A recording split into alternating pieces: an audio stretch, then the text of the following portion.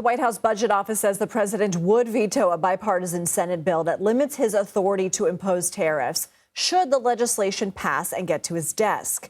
The proposed measure would require congressional review and approval of new tariffs on U.S. trading partners.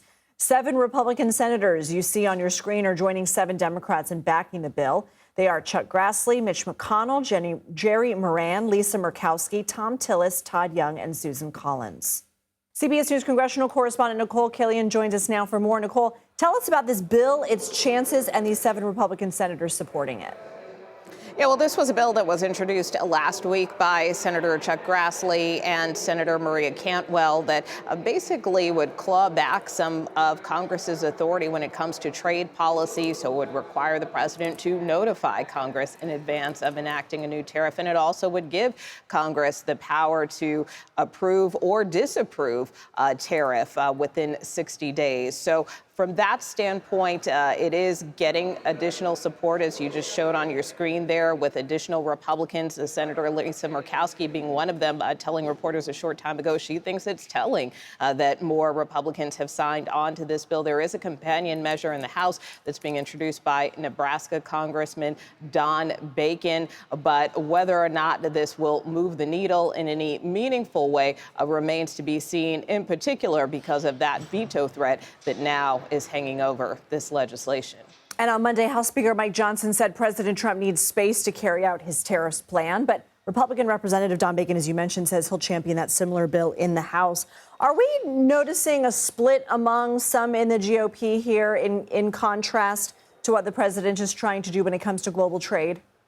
Well, obviously, congressional Republicans more often than not are in lockstep with the president's agenda, but you are starting to see some daylight with respect to these tariffs and how they have been playing out. And quite frankly, it is daylight that appears to be growing. You know, there have been some members who have expressed concerns about the president's tariff policy even before these tariffs were officially announced last week.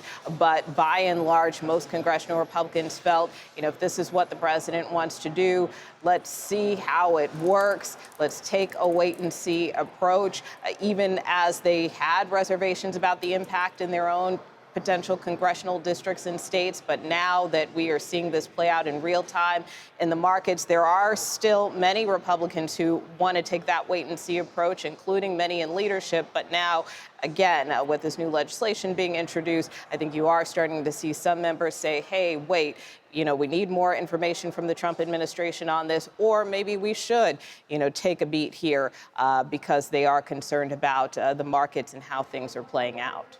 Nikole, Speaker Johnson reached a deal with Representative Luna on her push to allow new parents to vote remotely. Yeah, that's right. Obviously, this kind of brought things to a standstill in the House last week when Congresswoman Luna and the Speaker were at an impasse over how to proceed over her bipartisan proposal with Congresswoman Brittany Pettersen and other members to allow proxy voting for new parents. Well, over the weekend, Congresswoman Luna said that she had reached an agreement with the Speaker that basically would resurrect kind of an archaic procedure called pairing, where a member who is out pairs up with a member who is in session, who has the opposite vote, and therefore they kind of cancel each other out with their votes. I did ask the Speaker about this earlier today, as well as Leader Hakeem Jeffries. Take a listen to their responses. Why did you cut a deal with Congresswoman Luna? I didn't cut a deal with Congresswoman Luna. We talked about bringing back pairing, which is a concept that dates back to the 1800s. No harm, no foul, and it solved her concern, so that was a great thing. I'm going to refrain from commenting on the proposal until I've had those conversations and the opportunity to review this so-called agreement. The question has to be raised: what is the Republican problem with allowing expectant mothers or new mothers to vote?